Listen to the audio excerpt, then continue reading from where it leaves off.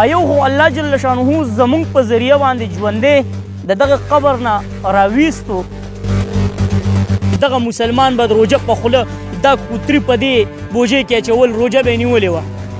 پته هم نشته د دې خلکو دا روژې قبلیږي او که نه قبلیږي، ځکه چې زمونږ کردار داسې دی چې روژې د قبلېدو امید مه ساتئ.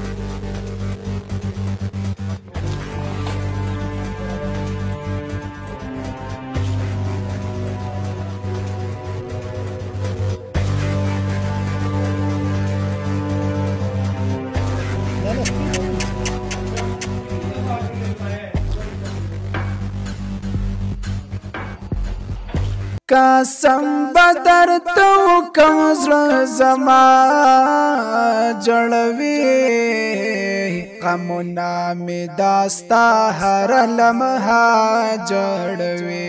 ملګرو یو شارټ غونتی پیغام در سره شریک کومه. دې وخت کې په یو ادیره کې موجود یو او زما سره ډیر زیات ګران ډیر زیات محترم یو دوه مشران سپینګیري نن مازدیګر هلته کې ناست وو. خبره مخې ته راغله د ماماجي ویل چې یاره زه په دغه ادیره باندې راتېروتم او دلته یو کنده کې سپي پراته دي، دوه واړه واړه کوتري دي. هغه یو کوتری چې کوم دی نو هغه خو وفات شوی دی.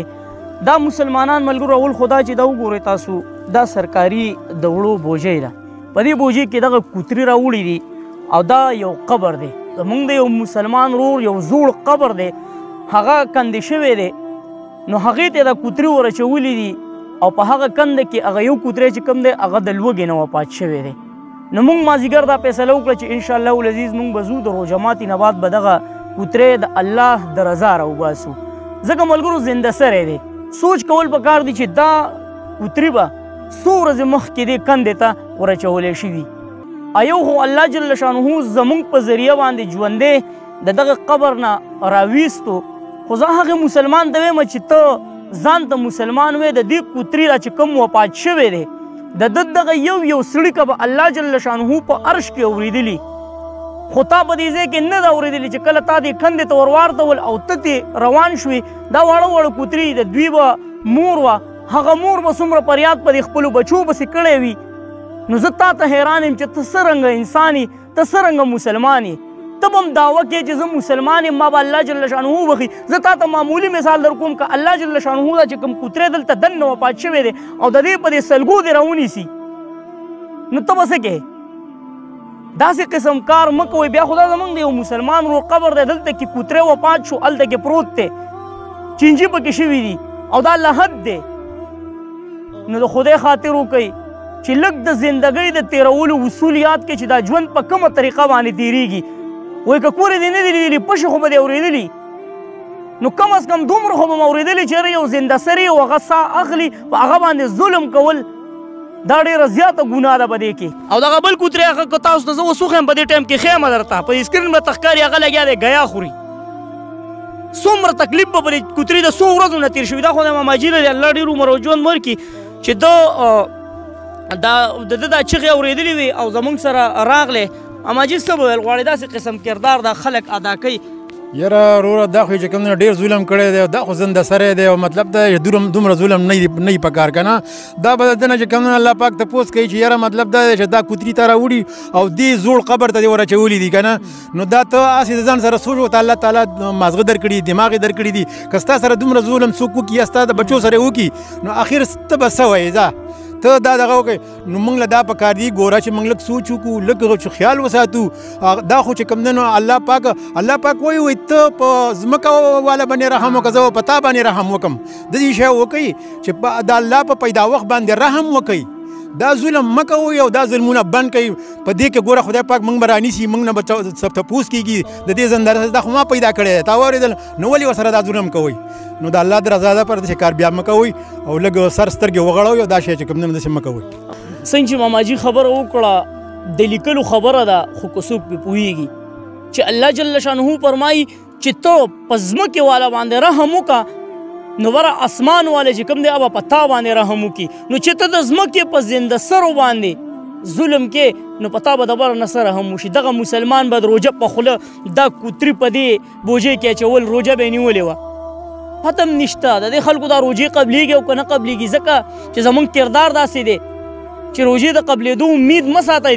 دا ملګرو دا تاسو کتلی شئ دومره کمزوری شوی دی چې د دې ځای پورې تقریبا زیات نه زیات 3-4 ګامه ځای دی، دا دغه شانتې په دومره تکلیف کې دې ځای پورې رالی او لګیا دی په دې ځمکه باندې ګوري د دې ډکو ته خوله ورچوي.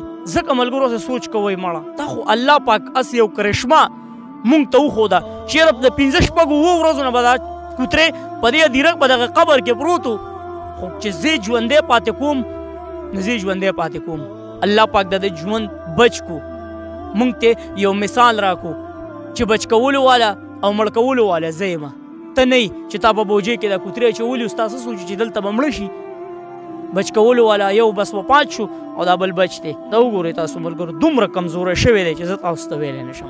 علي رحمان ماما الله پاک دې په عمر کې برکت واچوي، د دغه چې کوم پړوی د هغې راواغسته او ما ته یې ویل چې زه چې ورځو چې دغه کوتري ژوند بچ کو. علي رحمان ماما داسې قسم کردار مسلمانانو دا کوي، څه به ویل غواړئ؟ ته نه دی په کار داسې کار، ځکه چې دا خو یو د مسلمان قبر دی، بل مردار شی دی، واده ورېده او د مسلمان سره تا په قبر کې اچولی، دا داسې کار نه دی په کار.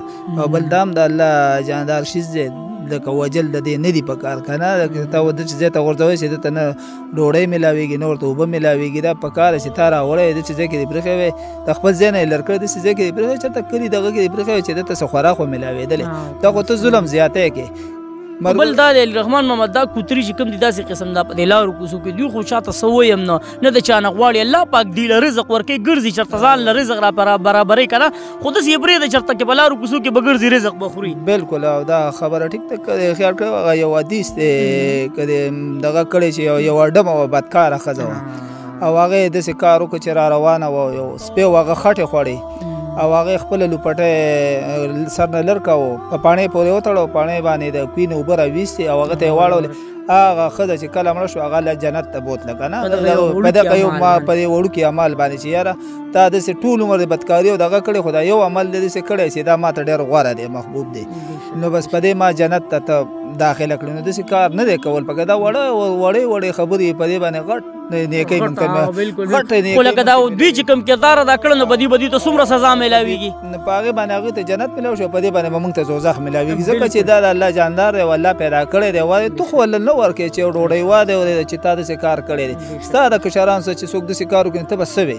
واده د خپل کشران پوهه کوي، که مشر راوړی او که کشر راوړی داسې کار نه دی کول پکار، نه دی کول پکار. ملګرو دغه ګاونډ نه مو لږه غوندې روټۍ راواغېستله، هغه روټۍ چې ورته مونږ واچوله نو نه یې خوړله. بیا زه کور ته لاړم او د زړه نه مې الله په سر ګواه دی نه وتلو دغه کوترې چې یاره هغه روټۍ خو یې ونه خوړله. نو لږ غوندې پۍ مې ورله راوړل او ماشاءالله تاسو کتلی شئ چې هغه پۍ څومره په مینه باندې وخوړل، ځکه چې وړوکی د مور نه بېل شوی دی. نو چې سوچ کول پکار دی ملګرو، ډېر ظلم کړی دی چې هر چا کړی دی، الله جل شانه دې ورته د نیکې هدایت وکړي.